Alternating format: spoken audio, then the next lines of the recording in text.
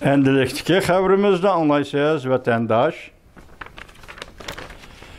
Endilikdeki xəbərimiz mavzumunda, məsələn, mavzudun burun çiğsilər. Bugünkü çiğsilər 2024 yıl 8. ayının 23. günü haftige cümə vətəndaş. Mavzumunda Cungo Amerika Qoşmuş Ştatları yuqori dərəcəlik əməldarlarının New York şəhərinə verib, Tibet'in sərgərdən daisi Dalai Lama bilan görüşkənligiga narazılıq bildirdi. Mavzulu xəbər 8. ayının 22. günü Amerika avazından Xitay til proqramımız elan qılındı. Xəbər mındaq başlandı. Tönügenkü xəbərimiz Tibet'in ruhani daisi Dalai Lama New York'ta Amerika'nın yuqori dərəcəlik əməldarları berib, Dalai Lama'nı ziyaret qıldı, Dalai Lama bilan görüşdü dedik. Endi bugünküsü muşu görüşke Cungo Tashqi ishlar ministerligining qaytargan inkasi. Yoki Jungo'nun bu görüşke qarıştırganligi to'g'risida xabar vatandaş. Xabar mundaq başlandı. Cungo Tashqi ishlar ministerligi 8. ayının 21. günü mundaq ko'rsatdi. Jungo har qandaq bir davlatning Dalai Lama'nın har qandaq bir sabab bilan shu davlatni ziyorat qilishiga yo'l qo'yishga qat'iy qarshi Amerika Qo'shma Shtatlar Davlat Mahkamasi va Oqsaroyning yuqori darajalik amaldorlari haftaning 3. kuni, ya'ni chorshanba, New York shahriga berib, Dalai Lama'ni ziyorat qildi. Hamda Amerika Qo'shma Shtatlarining Tibetning kishilik huquqini qo'llab, Tibetning o'ziga xos tarixiy, tili, madaniyati va diniy e'tiqod meroslarini qo'g'daydiganligini, qo'g'dashni ilgari surdiganligini qayta ta'kidladi. 89 yoshli Dalai Lama bu yil 6. ayının 23. günü Hindistondan Amerikaga revmatizm kasalini davolatish uchun yetib kelgan edi. U hozir New York shahrida dam olayotdi. Reuters xabar qilib mundaq ko'rsatdi. Amerika amaldorlarining Dalai Lama bilan ko'rishishi Jungoni g'azablantirdi. Beijing Dalai Lama'ni xatarlik bo'lgunchi unsur deb qaraydi va har qanday davlatning hukumat amaldorlarining Dalai Lama bilan ko'rishishiga qarshi turdi. Jungo Tashqi ishlar ministerligining bayonotchisi Mao'ning payshanba kuni mundaq ko'rsatdi. Muxbirlarga mundaq ko'rsatdi. Jungo taraf Amerika tarafga allaqachon uqtirib qo'ydi. Dalai Lama'nın Amerikada siyasi bölgünçilik bilan shug'ullanishi yo'l qo'yilmasligi kerak. Amerika Qo'shma Shtatlari prezidenti o'tgan ayda, ya'ni 7. ayning 12. kuni Tibet masalasini hal qilishni ilgari surish qonun loyihasiga imzo qo'ydi. Qonun loyihaning mazmunida Beijingning Tibetlarning texmi ko'p o'z taqdirini o'ziga belgilash huquq talablarini hal qilishi kerak deb talab qilindi. Hamda qonun loyihada Amerika Qo'shma Shtatlarining Tibetlarning huquq manfaatlarini qo'g'daydiganligi qayd qilindi. Jungo bu qonun loyihaga qattiq qarshi turdi. Davlat majlisida bu qonun loyihani o'tirib qo'ygan senator Jim McGovernni imbori qilish qari tizimligiga tizimlab Jungoning ishga aralashdi deb aybladi. Dalai Lama bu yil Amerikani ziyorat qilishdan burun Amerika Qo'shma Shtatlari Davlat Majlisi Avam palatasining faxriy raisi Nancy Pelosi yetakchiligidagi Davlat Majlisi vakillari umiga Hindiston dharamsalaga berib Dalai Lama'ni yo'qladi. Dalai Lama burun Amerikani ziyorat qilgan sobiq prezident George W. Bush qatorliq har navbatlik Amerika prezidentlari bilan ko'rishgan edi. Prezident Joe Biden 2021 yili Oqsaroyga kirgandan beri Dalai Lama bilan ko'rishmadi. Prezident Joe Biden 2020-yili prezident saylamıga tushganda shu vaqtki prezident Donald Trumpni tanqidlab 30 yildan beri Dalay Lama bilan ko'rishmagan, so'zlashib boqmagan prezident namus degan edi. Reuters agentligi yana mundaq ko'rsatdi. Bu qatam prezident Joe Bidenning yuqori darajalik amaldorlari Dalay Lama bilan ko'rishgan bir paytda Amerika hukumati Amerikada umumiy saylamning harfsida Jungo bilan bo'lgan jiddiy munosabatlarni muqimlashtirmoqchi bo'ldi. Diqqat vatandosh, bu qatam prezident Joe Bidenning yuqori darajalik amaldorlari Dalay Lama bilan ko'rishgan bir paytda New Yorkka berib, Dalay Lama bilan ko'rishgan bir paytda Amerika hukumati Amerikada umumiy saylamning harfsida Jungo bilan bo'lgan jiddiy munosabatni muqimlashtirmoqchi bo'ldi. Harvard Universiteti Budda dini tadqiqotchisi professori Tibetshunos Janet Gaitso Amerika ovozi radiosiga mundaq dedi. Gerçi Beijing Amerika amaldorlarining Dalay Lama bilan ko'rishganligiga qarshi turgan bo'lsa, buning ajablanadigan hech qanday yeri yo'q. Bu bir ortiqcha ish. Hech qanday zarurati yo'q bir ish. Bu qatamqi ko'rishish shuni ko'rsatdiki, Amerika Qo'shma Shtatlari Tibetni uzun zamonlardan beri qo'llab keldi. Gaitso mundaq ko'rsatdi. Albatta, Amerika Qo'shma Shtatlari hukumat amaldorlari Dalay Lama bilan suhbatlashganda ahvol burunqiga o'xshamayroq qoldi. Diqqat vatandoshim, ahvol burunqiga o'xshamayroq qoldi.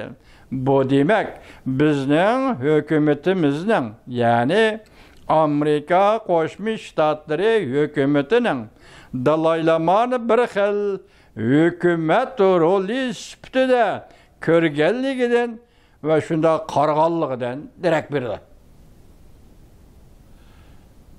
Gaitsonim deydi. Demak, bu Dalay Lamani bir xil hukumat roli sifatida yoki bir xil hukumat rolini o'ynayotgan bir sifatda ko'rganligidan va shunda qarg'anligidan darak berdi. Bu noktada biz Jungoning qarshi turishini oz to'la tushungandek bo'lamiz. Demak, bu qatam Dalay Lamani New York shahrida qabul qilib ko'rishganda yoki Dalay Lama bilan New York shahrida ko'rishganda Dalay Lamani hukumat vakili, hukumatning rol o'ynayotgan roli yoki hukumatda beshida aniqligi yo'qmi? Hukumat arbobi, hukumat rolini elayotgan arbob deb tanıydiganligini va shunda qaraydiganligini tushuntirib berdi bu ish deydi. Gaitso, tadqiqotchi Gaitso shunday deydi. Va shuni da direkt berdi deydi. Bu noktada biz Jungoning qarshi turishini azizlar tushungandek bo'lamiz. Lekin men Jungoning qarshi turishini qabul qila olmayman. Tadqiqotchi Jungo 1951-yili Tibetni zabt qildi. Dalay Lama 1959-yili qo'zg'olon ko'tarib, Hindistonga sargardon bo'lib yetib chiqdi. Hindistonga sargardon bo'lib yetib keldi. Dalay Lama'nın vakilleri bilen Jungo vakillerinden sohbeti 2010-yıldan başlap üzülüp kaldı. Muşu vakalarga başlayıp qo'shimcha yana mundaq bir xabardan nazar tepen vatandaş. Mavzu mundaq. Quruqluq armiyasi qo'mondoni. Rossiya Quruqluq armiyasi qo'mondoni Rusya Jungo munosabati mislsiz yüksek seviyeye yetib keldi deb ko'rsatdi mavzuli xabar. 8-oyning 22 kuni Erkin Asiya Xitoy tili programmasi e'lon qilindi. Ozodlik armiya xabar mundaq boshlandi. Ta'sisi xabar qilib mundaq ko'rsatdi. Jungo Azadlık Armiyasi. Jungo Azadlık Armiyasi. Quruqluq armiya vakilleri Moskvaga yetib keldi.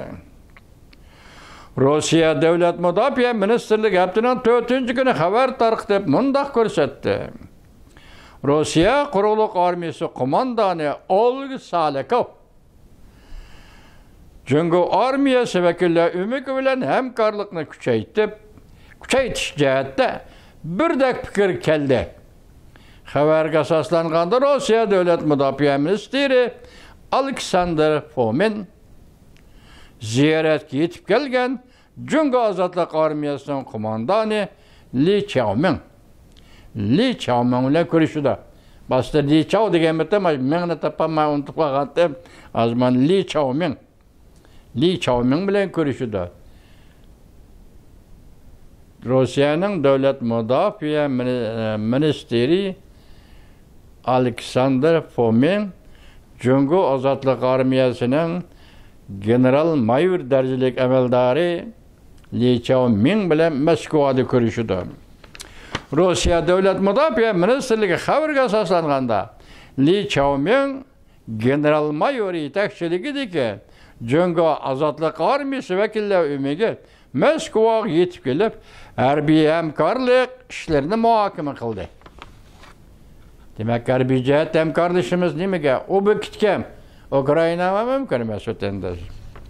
Muhokama qildi. Salakov suhbatga qatnashdi. Mundaq ko'rsatdi. Rossiya va Jungo davlat rahbarlarining tirishchanligi ostida bugun ikki davlat o'rtasidagi munosabat mislsiz yuksaklikka ko'tarildi. Biz uchun aytganda Jungo strategik sherikimizdir. Bu Salakovning so'zi. Anadan keyin anglaysiz, bu yerdan bir xabar, buni anglab qo'ygan qo'shimcha. Amerika tarixidagi eng zo'r axborot, balki o'tirib chiqqan xabar bo'lishi mumkin, shu eng zo'r axborotdir.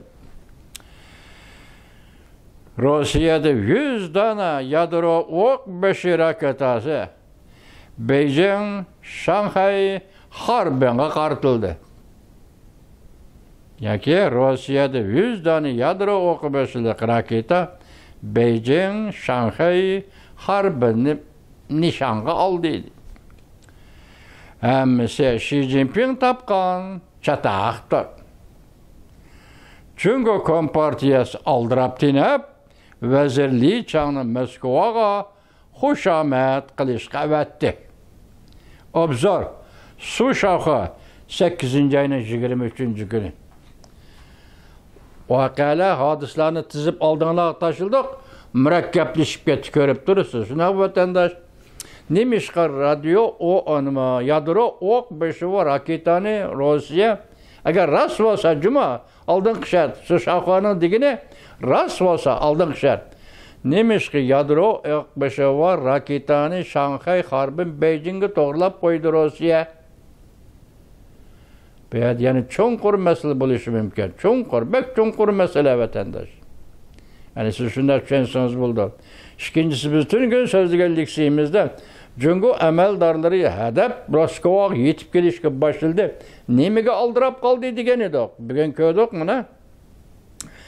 Harbiy mayor darajalik amaldori Jungoning Moskvaga yetib kelibdi. Avvalida Jungoning davlat vaziri Li Chang Moskvaga yetib keldi. Keyinlab yana boshqalar keldimi yo'q? Bu xabarga chiqmadi. Mushundaq paytda Moskvaga oldirab tinab yetib keldigan bo'ldi. Sabab nima deb savol qo'yishdi to'rbatari. Bugun ham savol qo'yamiz. Endi uning kendidan hozir Li Changni Moskvaga batdi. Xushomad qilishga batdi deydi obzorchi Su Shavxi.